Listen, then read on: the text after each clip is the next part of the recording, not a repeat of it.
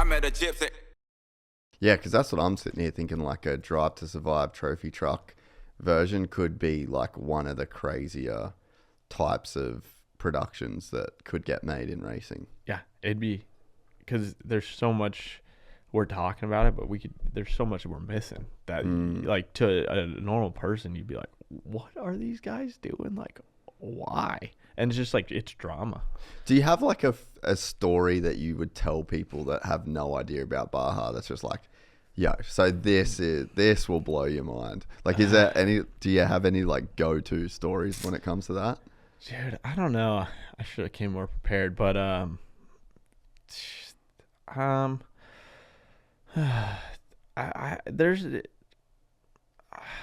don't know like an exact one. There's just so many like little bits, but there's just so much that goes into it, and it's like the seas of people running, and I think just like the logistics. Like a couple of years ago, like, you know, part of my thing was I raced the first 12 hours, got out, then pitted, helped pit, and then I slept in a van for 8 hours, bouncing down the road.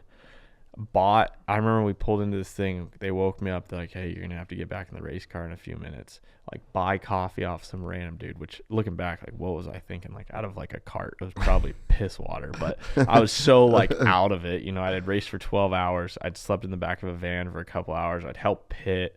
It was like we were having a worse race, and you know, we'd been driving through the night, all this stuff, and then like you know, I drink this coffee and then I get back in for another 4 hours. But one, actually thinking of that, like, not to show like the craziest, but like I had a race where I got so sick before, and I just trying to put my helmet on, I threw up 3 times. No. Just from being the nauseousness of like looking up. Then I had to get in the race car, and I raced for 8 hours, and I was like throwing up in the helmet, and what's crazy is like that's just like another day in Baja. Like, you don't really, like, I wouldn't, like, you just look past things like that. Like, you'll have, like, it's a different type of sport where, you know, you'll get a cactus in your leg, and you're like, well, that sucks. That's going to be in my leg for the next 12 hours. Like, you can't pull over. You can't. So it's like a different mentality, which I think that shows like how real it is. Cause we just like, I'm not trying to like build us up, but like, it's like different, like, you know, F1, like, oh, there's a pebble on the road. Like, dude, like that, you know, it's just safety like different. car, clean it up. Yeah. Like this, there's no, once we go, there's no stopping, there's no brakes. And even if they tried, there's no way to do it. Yeah. You know, and that's the crazy part. And like, you roll up on accidents and stuff, and you're out in the middle of nowhere, and there's helicopters trying to land and airlift people out, and you got your own doctors and stuff like that's like pretty like crazy when you really sit back and like try to put it in perspective. Like, we have a doctor on board the helicopter, and like, it's crazy you have that conversation as a driver, like in the morning, like all the boys are going to different locations, and like you see the medic, and he's like, yep, I'm gonna see you today, like hopefully you don't see ya. And like, it's crazy, like like when it's in a stadium and there's like medical teams and stuff, it's kind of like implied, like it's a different, but like in Mexico, it's kind of a trippy thing when you're like shaking this dude's hand in the morning, you're like, well, I hope I don't see you, and I'm glad you're there. I'm glad you're there, but like if something does go wrong, like you're the one person, like you have to save my life.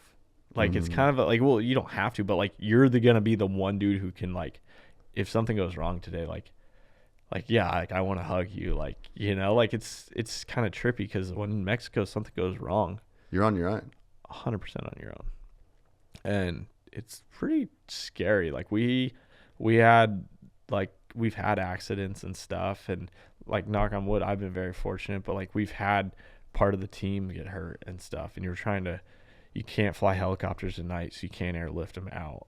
You can't, the hospitals, like you finally get them to a hospital doesn't have an x-ray machine, like, so then what's that decision you make? Like, that's the stuff that you would never see.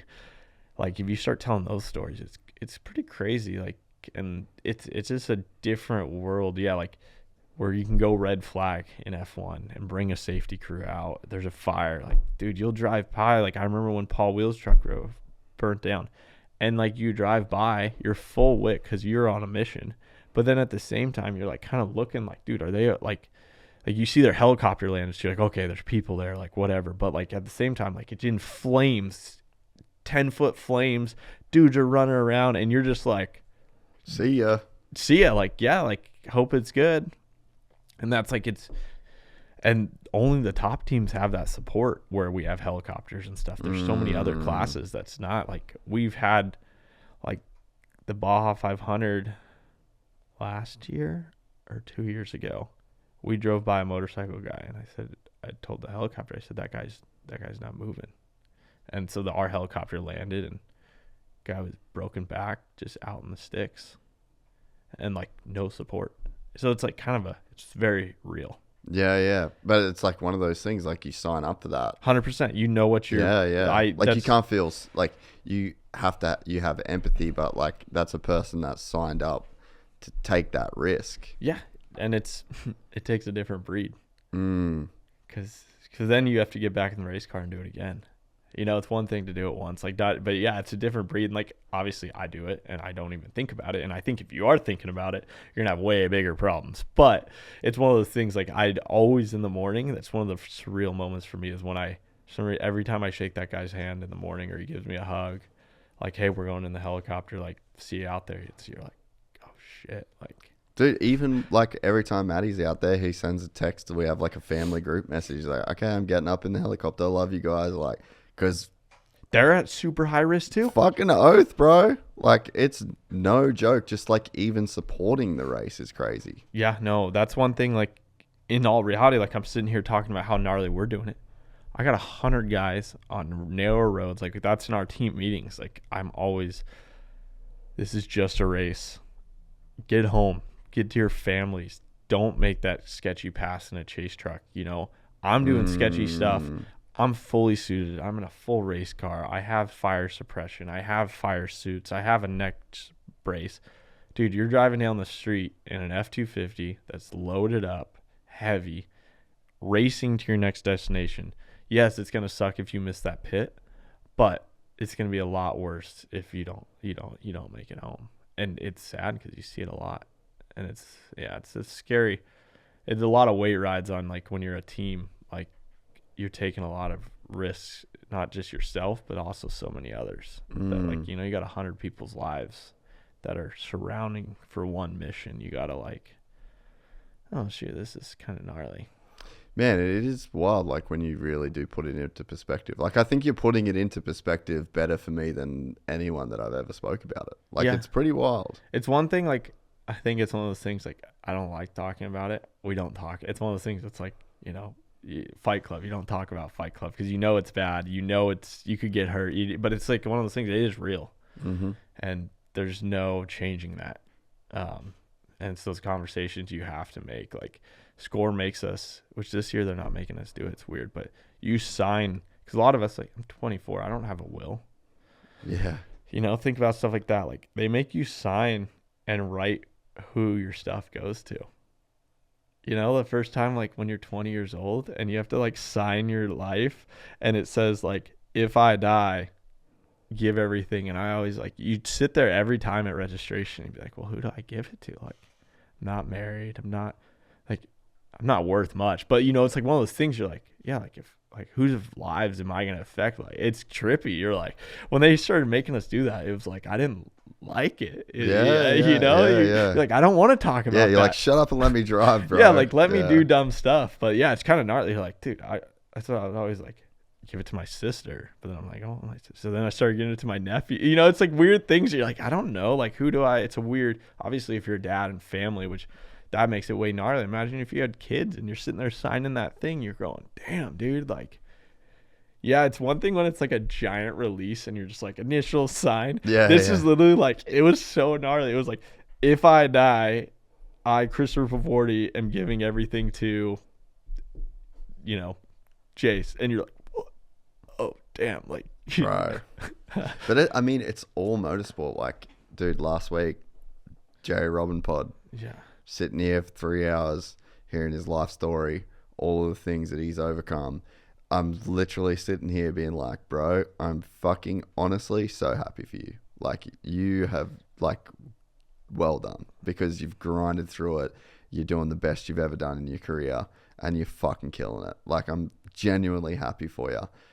A week later, he breaks his back. Yeah. and is paralyzed. And it's just like, that's every day you're taking that risk. And it's like, in what we do in motorsports, it's no different to like anyone riding at Glen Helen on a Tuesday, a Thursday. Like, you can pay the ultimate price to play this game, whether it's on a dirt bike, a trophy truck. Like, dude, it's just crazy. And it's crazy the way that you can like compartmentalize it and just put it out your mind, and just like maybe not think about that for like years at a time, months at a time, when you're doing the thing every day, every week, every month. Yeah, it's you gotta respect it. That's like the scary part, because you can just you put it in that corner where you haven't thought about it in years, but then deep down it's still there, sadly. Yeah, that's the scary. But dude, that's life. Like, that's what I always like. My aunt, like, my parents have accepted, like, this is Christopher, we're not changing him. Whatever, I'm gonna do this because it's. We broke him. Obviously, we broke him. We don't know what he did, but we don't know. I thought that's what my mom always like. Why can't you just play tennis? Like, why can't you just be normal? Yeah. Well, when I was like 8, I played tennis. She always, couldn't you have stuck with tennis? You could have broken an ankle or something. I'm like, yeah, no.